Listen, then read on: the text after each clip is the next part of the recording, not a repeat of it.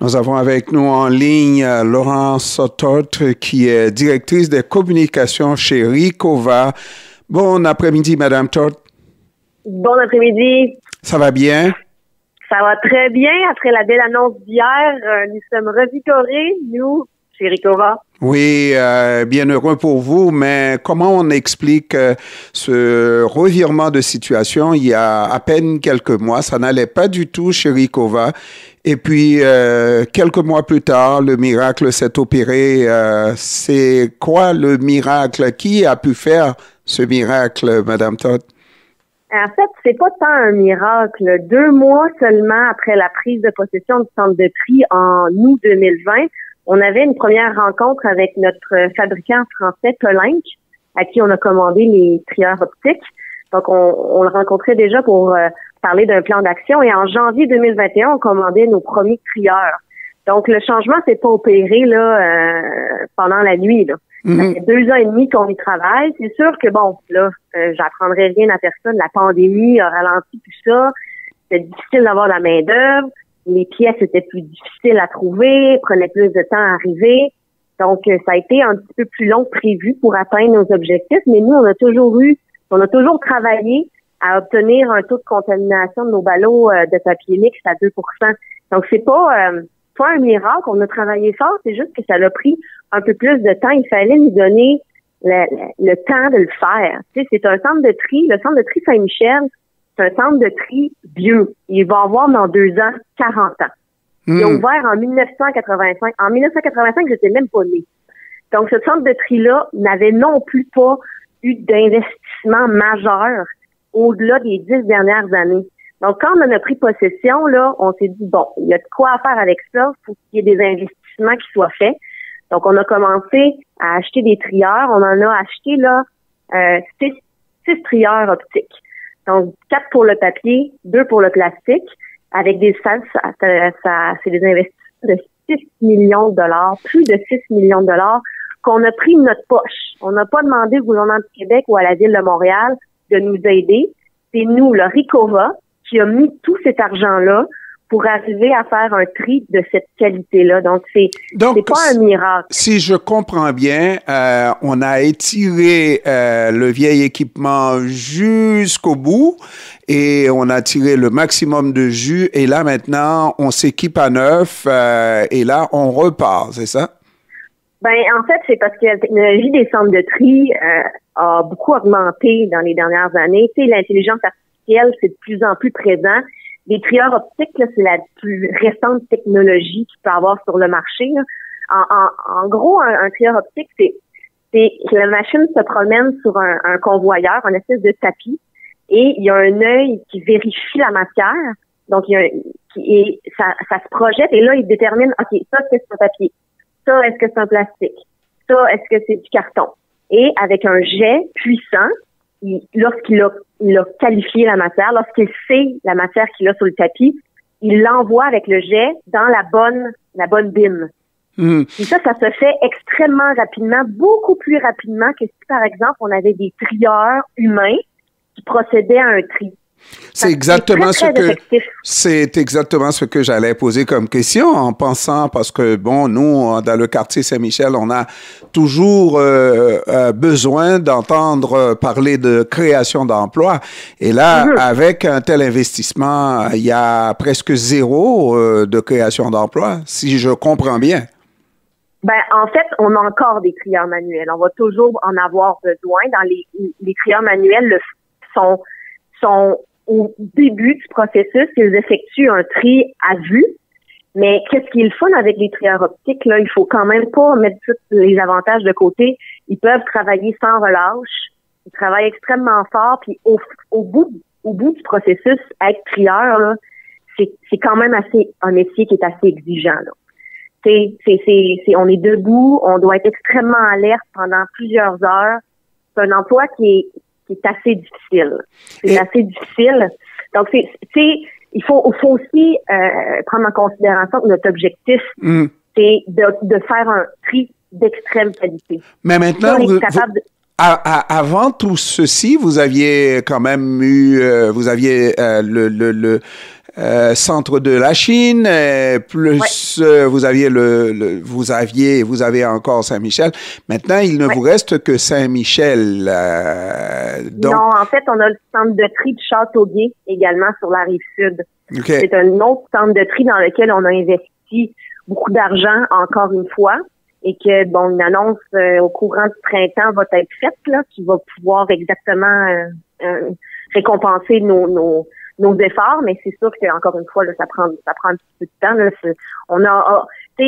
Les centres de tri étaient opérés par le groupe Tiru. Je sais pas si vous vous rappelez que dans les dernières années, avant qu'on reprenne les centres de tri, même la Chine, c'était des centres de tri qui étaient pas capables d'atteindre les objectifs, là. C'était pas, quand on est arrivé, c'était pas, comment je pourrais dire ça? C'était déjà difficile, là. C'était pas très viable, mais c'est à peu près comme ce que ça a été avec vous dernièrement, avec 35% de déchets, littéralement, de mauvais ballots, c'était pas très viable. Hein? Quand on est arrivé en août 2020, effectivement, les ballots atteignaient un taux de contamination de 35%. Puis avec nos investissements, maintenant, c'est rendu à 2%. Donc, ça nous a pris, comme je vous expliquais en début, ça nous a pris 2 ans et demi à cause de la pandémie, à cause des retards d'approvisionnement. Quand on commande un trieur optique, c'est minimalement 6 mois avant de l'obtenir. Donc, c'est sûr que ça prend du temps. C'est pas une machine, c'est assez gros, là. Si vous voulez aller voir des images, là, sur Internet, vous tapez trieur optique, là, c'est une extrêmement grosse machine et qui demande énormément de temps à installer ici. Donc, c'est pas quelque chose qui se fait, là, pendant la nuit, là. Ça se planifie et ça demande aussi beaucoup plus d'électricité. Il faut faire des travaux d'électricité. Donc, oui, ça a été un long processus. Nous y sommes parvenus. Nous sommes extrêmement contents d'avoir obtenu ce taux de contamination-là. Puis, si je peux me permettre, c'est vraiment l'occasion de rappeler à tous les Montréalais, tous les Montréalaises, vraiment important de continuer de recycler, de continuer de mettre sa pinte de lait, de continuer de mettre tout ce qui se recycle dans le bac bleu. Ce geste-là compte. Et là, maintenant, avec le recyclage de qualité qu'on est capable de produire à Montréal, ben, c'est encore plus important de le faire.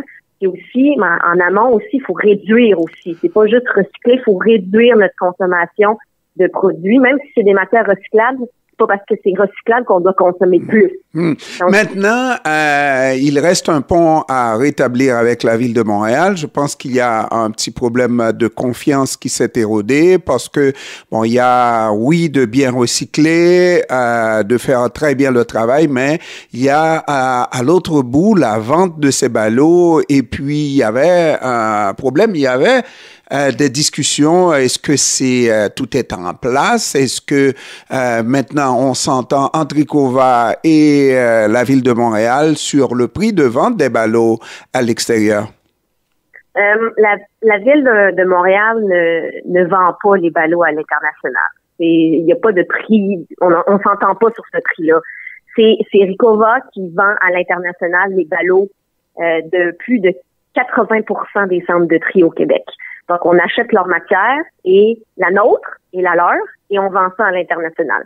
Mais la relation avec la Ville de Montréal a toujours été cordiale, toujours été professionnelle. Parce que si je comprends bien, il y a une ristourne à la Ville de Montréal sur le ballot qui est vendu à l'international et c'est là où ça fait problème parce qu'on ne s'entend pas sur le coût de vente du ballot. En fait, là, je pense que vous faites référence au rapport du BIG qui est sorti il y a quelques mois. Mm-hmm. Nous, on est en train de contester ça devant les tribunaux. Donc ça, malheureusement, là, je vais laisser faire les avocats dans ce dossier-là. Mais en ce qui a trait au prix des ballots qui sont vendus par Ricova International, la Ville de Montréal ne détermine pas, il n'y a pas un prix, on ne détermine pas un prix avec la Ville de Montréal sur le prix qu'on vend le ballot à l'international. Je veux juste qu'on soit très clair. Puis concernant le BIG, ben comme je vous dis, vu qu'il y a des démarches judiciaires, nous on conteste les conclusions du rapport. Donc c'est devant les tribunaux. Donc je vais réserver mes commentaires pour pas nuire au processus judiciaire en cours. On comprend ça. Maintenant, le travail doit se poursuivre avec des partenaires. Vous avez la Ville de Montréal et sur la Rive-Sud, vous avez un autre partenaire important. Est-ce que ça... Parce que vous parlez d'un investissement pour Saint-Michel qui vous donnerait un sursis d'au moins 10 ans, alors que selon ce qu'on comprend, le contrat avec la Ville de Montréal se termine l'année prochaine. En fait, nous, ce qu'on dit, c'est que la qualité des installations en ce moment, les investissements qu'on a réalisés au centre de tri Saint-Michel font en sorte qu'il pourrait encore fonctionner 10 ans. On lui aura donné vie, on l'a rajeuni. Et oui, notre contrat se termine le 30 septembre 2024. Donc, ce sera à Éco-Entreprise Québec de savoir s'ils veulent poursuivre. Mais de ce que j'ai compris, c'est que les appels d'offres sont incessants pour la construction d'un nouveau centre de tri dans l'Est. Donc, l'avenir va nous dire si d'ici 2024, il y a une décision contraire qui va être faite. Mais nous, ce qui est important, c'est que nous, on est fonctionnel, on produit des ballots avec un taux de contamination aussi bas de 2%. On est collaboratif, donc on est là, ça fonctionne bien.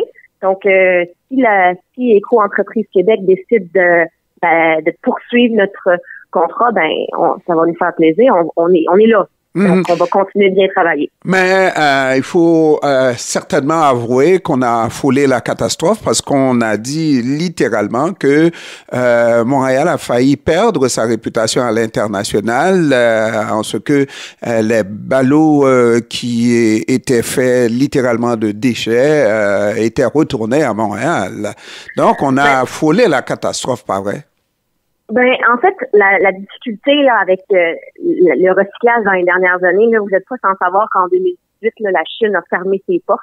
Il était plus possible d'exporter nos matières recyclables. Puis le système du recyclage au Québec est beaucoup basé sur l'exportation. Notre marché local est en développement, mais c'est pas un marché local qui peut acheter toute la matière qu'on recycle. Donc notre recyclage est majoritairement envoyé à l'international. Donc oui, lorsque la crise du recyclage a eu lieu en 2018, c'était difficile de vendre nos matières parce qu'il y avait plus de marché. La Chine n'achetait plus les matières.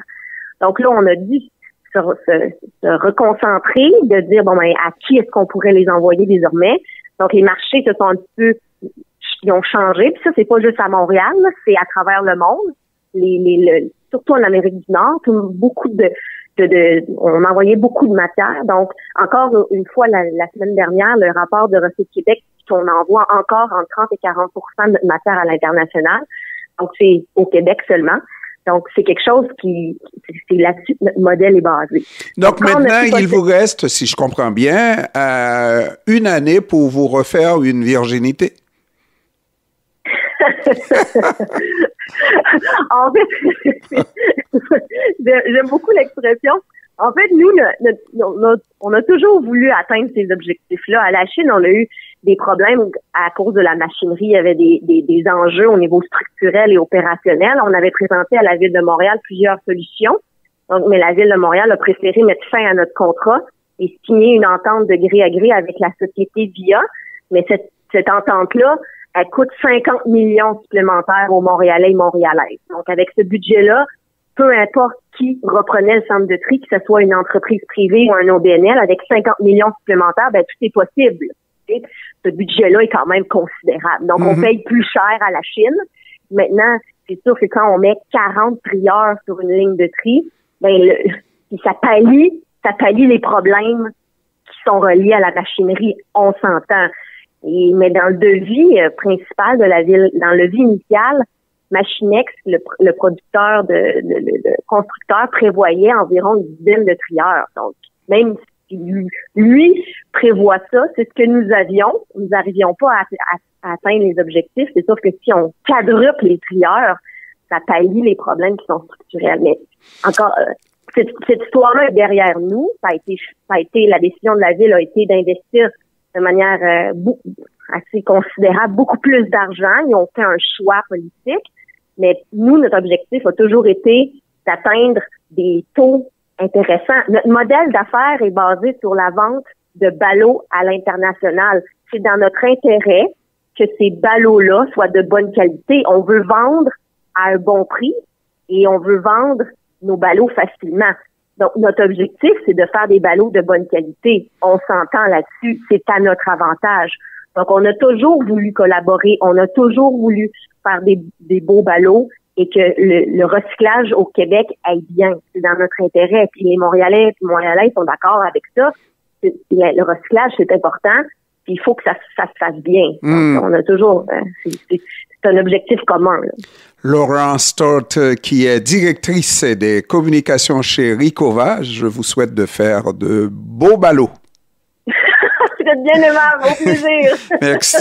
Merci, au revoir. Au revoir.